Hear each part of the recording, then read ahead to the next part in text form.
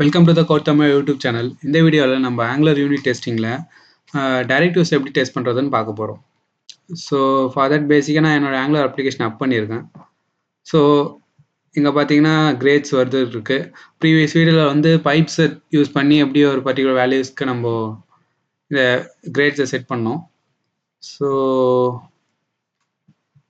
அந்த இங்கே பார்த்தீங்கன்னா தெரியும். ஸோ நான் வேல்யூ டிஎஸில் வந்து அரேல வேல்யூஸ் கொடுத்துருக்கேன். ஸோ ஈச் வேல்யூ பேஸ் பண்ணி அதுக்கு கிரேட் செட் பண்ணிட்டு இருக்கோம். HTML ஜஸ்ட் இந்த அரேவை லூப் பண்ணி கிரேட் பைப் மூலயமா அந்த ஈச் வேல்யூக்கு நம்ம அந்த பர்டிகுலர் வேல்யூ செட் பண்ணுறோம். இப்போ நம்ம இந்த இதில் என்ன பண்ண போகிறோம்னா, இந்த ஈச் வேல்யூவை நம்ம மவுஸ் ஓவர் பண்ணும் போது அந்த வேல்யூ கிரேடுக்கு ஏற்ற மாதிரி சேஞ்ச் பண்ண போகிறோம். ஸோ ஃபார் தட் நம்ம டைரக்டிவ்ஸ் யூஸ் பண்ணுறோம். நான் கஸ்டமர் டைரக்டிவ் கிரியேட் பண்ணியிருக்கேன். ஸோ ரெண்டு ஃபைல்ஸ் கிரியேட் ஆகிருக்கு, spec.ts ஃபைலும் .ts ஃபைலும். ஸோ இந்த டைரக்டிவ்ஸில் நான் என்ன பண்ணுறேன்னா ஹோஸ்ட் லிஸ்ட் நான் டெக்டரை வச்சு whenever யூசர் வந்து மவுஸ் ஓவர் பண்ணும் போது என்ன பண்ணுறோம், ஃபஸ்ட்டு நம்ம அந்த எலமெண்ட் ரெஃப்ரை இன்ஜெக்ட் பண்ணியிருக்கோம். டிபெண்டன்ஸ் இன்ஜெக்ஷன் மூலிமா பர்டிகுலர் எலமெண்ட்டோடைய ரெஃபரன்ஸை கெட் பண்ணுறோம். whenever யூசரை வந்து மவுஸ் ஓவர் பண்ணும்போது நம்மளுக்கு அந்த எலமெண்ட்டோட ரெஃபரன்ஸ் வரும். அதில் வந்து நேட்டிவ் கண்டென்ட்லேருந்து டெக்ஸ்ட் கண்டென்ட்டை கெட் பண்ணுறோம். அது வந்து ஏவாக இருந்தால் நம்ம அந்த பர்டிகுலர் எலமெண்ட்டுக்கு வந்து ரெட் கலரை ஸ்டைலில் செட் பண்ணுறோம். ஆர் பியாக இருந்தால் க்ரீன் கலரை செட் பண்ணுறோம். ஆர் சி இருந்தால் எல்லோ, ஆர் டி இருந்தால் ஆரஞ்ச், ஆர் இ இருந்தால் பிங்க் செட் பண்ணுறோம். ஆர் எஃப் இருந்தால் ப்ளூ செட் பண்ணுறோம். ஸோ அப்புறம் அந்த யூசர் வந்து அந்த பர்டிகுலர் எலமெண்ட்லேருந்து மவுஸ் லீவ் பண்ணும் போது நம்ம அகைன் அதை பிளாக் கலருக்கு சேஞ்ச் பண்ணுறோம். ஸோ இந்த டைரக்டிவாக நான் அந்த பர்டிகுலர் ஃபார் லூப்போட டியூ டேக்கில் ஆட் பண்ணுறேன். ஸோ இதை ஆட் பண்ணிவிட்டு நம்ம செக் பண்ணுவோம். ஸோ அப்ளிகேஷன் பண்டல் ஆகிட்டுருக்கு. ஸோ டைரக்டிவ்ஸோட spec.ts ஃபைலில் தான் நம்ம இதுக்கான டெஸ்டிங்கை ஸ்டார்ட் பண்ணணும். ஸோ இங்கே பார்த்தீங்கன்னா லோட் ஆகிடுச்சு. இப்போ நாங்கள் பாருங்கள், whenever நான் பர்டிகுலர் கிரேட் மேலே மவுஸ் ஓவர் பண்ணும்போது அந்த கிரேடுக்கு ஏற்ற மாதிரி அந்த கலர் சேஞ்ச் ஆகிட்டு வருது, ரெட், ப்ளூ, க்ரீன், எல்லோன்னு. ஸோ ஓகே, ஸோ நான் டைரக்டிவோட spec.ts ஃபைலை ஓப்பன் பண்ணிக்கிறேன். ஜஸ்ட் என்ன பண்ணுறேன்னா, அந்த பர்டிகுலர் காம்பனண்டோட இன்ஸ்டன்ஸை ஃபஸ்ட்டு கிரியேட் பண்ணுறேன். இப்போ அதை நம்ம காம்பனண்ட் வீடியோலேயே பார்த்துருப்போம், அந்த எப்படி ஒரு காம்பனண்ட்டுக்கு இன்ஸ்டன்ஸ் எப்படி கிரியேட் ஆகுதுன்னு. ஸோ இந்த பர்டிகுலர் செலக்டரை பார்த்தீங்கன்னா தெரியும். ஃபஸ்ட்டு என்ன பண்ணேன்னா, ஒரு ஃபிக்ஸ்டரில் காம்பனண்ட்டோட இன்ஸ்டன்ஸ்க்காக போட்டிருக்கேன். இதில் வந்து எல்லாமே கெட் ஆகும். இந்த ஃபிக்சர்லன்ற வேரியபிளில் நமக்கு வந்து அந்த காம்பனண்ட் எல்லா இன்ஸ்டன்ஸுமே இருக்கும். லைக் HTML இன்ஸ்டன்ஸ் அண்ட் கிளாஸோட இன்ஸ்டன்ஸ் எல்லாமே. ஸோ காம்பனண்ட் இன்ஸ்டன்ஸ் தனியாக கெட் பண்ணுறது காம்பனண்ட்டுக்கு ஒரு வேரியபிள் போட்டிருக்கேன். HTMLக்கு ஒரு எலமெண்ட், HTML இன்ஸ்டன்ஸ் போட்டிருக்கேன், எலமெண்ட்ன்ற டிபக் எலமெண்ட் போட்டிருக்கேன். ஸோ இங்கே பார்த்தீங்கன்னா தெரியும், டெஸ்ட் பெட்டில் நான் கான்ஃபிகர் பண்ணியிருக்கேன். ஸோ இங்கே என்னென்ன கொடுத்துருக்கேன்னா, இங்கே பாருங்கள், இந்த பர்டிகுலர் காம்பனண்ட்டில் என்னென்ன டிபெண்டன்சி இருக்கோ அது எல்லாத்தையும் இங்கே இன்ஜெக்ட் பண்ணியிருக்கேன். கிரேட் பைப்ன்றது ஒரு டிபெண்டன்சி. அப்புறம் இந்த பர்டிகுலர் கஸ்டம் டைரக்டிவ், இப்போ நம்ம ஒர்க் பண்ணுற டைரக்டிவ் ஒரு டிபெண்டன்சி தான். ஸோ அதையும் செக் பண்ணியிருக்கேன். ஸோ இது எல்லாத்தையும் போட்டு நான் இதை வந்து அசிங் மோடில் கம்பைல் பண்ணுறேன். ஸோ என்னுடைய இன்ஸ்டன்ஸ்க்காக ஒன்ஸ் முடிச்சுட்டு பிக்சரில் வந்து இதோட இன்ஸ்டன்ஸ் கிரியேட் பண்ணுறேன். testbed.create காம்பனண்ட்டில் இன்னும் அந்த பர்டிகுலர் காம்பனண்ட்டை பாஸ் பண்ணி இதோட இன்ஸ்டன்ஸை கிரியேட் பண்ணுறேன்.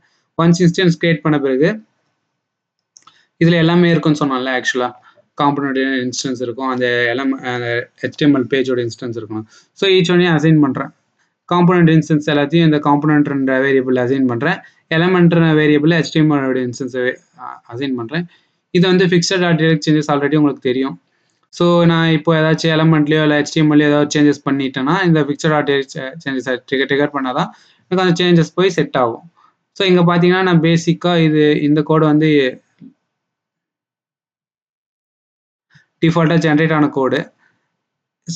ஒரு காம்பனண்ட்ன்றப்போ தான் நமக்கு வந்து அந்த இன்ஸ்டன்ஸில் காம்பனண்ட் வந்து காம்ப்ளிகேட்டட் இல்லை. லைக் அதில் HTML இருக்கும், CSS இருக்கும், JavaScript இருக்கும். ஸோ அதோட இன்ஸ்டன்ஸ்க்கு தான் இவ்வளோ கோடு இருக்கும். பட் இங்கே பார்த்தீங்கன்னா ஒரு சர்வீஸ்க்காக இருக்கட்டும், ஒரு டைரக்டிவ்க்காக இருக்கட்டும், ஒரு பைப்ஸ்க்காக இருக்கட்டும், ஜஸ்ட் அந்த இன்ஸ்டன்ஸை நம்ம நியூ போட்டு கிரியேட் பண்ணிட்டோம். அது பர்டிகுலர் இன்ஸ்டன்ஸ் ஈஸியாக கிரியேட் ஆகிடும். அதுக்கு ஏதாச்சும் டிபெண்டன்சிஸ் இருந்தால் அந்த டிபெண்டன்சிஸே நம்ம ரிசால்வ் பண்ணுவோம். அதுக்கான ஒரு இன்ஸ்டன்ஸை கிரியேட் பண்ணி அந்த டிபெண்டன்சியை உள்ளே பாஸ் பண்ணுவோம். ஸோ இங்கே ஜஸ்ட் இது ஆட்டோமேட்டிக்காக ஜென்ரேட் ஆன கோடு தான். ஸோ இப்போ வந்து நம்ம வந்து நம்மளுடைய ஆக்சுவலான டெஸ்ட் கேஸ் வந்து இது ரெண்டு தான். ஸோ மவுஸ் என்டர் ஆகும்போது நான் என்ன பண்ணுறேன்னா, ஃபர்ஸ்ட் அந்த எலமெண்ட்டோடைய பர்டிகுலர் எலமெண்ட்டை கெட் பண்ணுறேன். ஸோ நமக்கு வந்து எலமெண்ட்டில் நான் டியூவை பாஸ் பண்ணி அந்த அரே ஆஃப் எலமெண்ட்ஸை கெட் பண்ணுறேன்.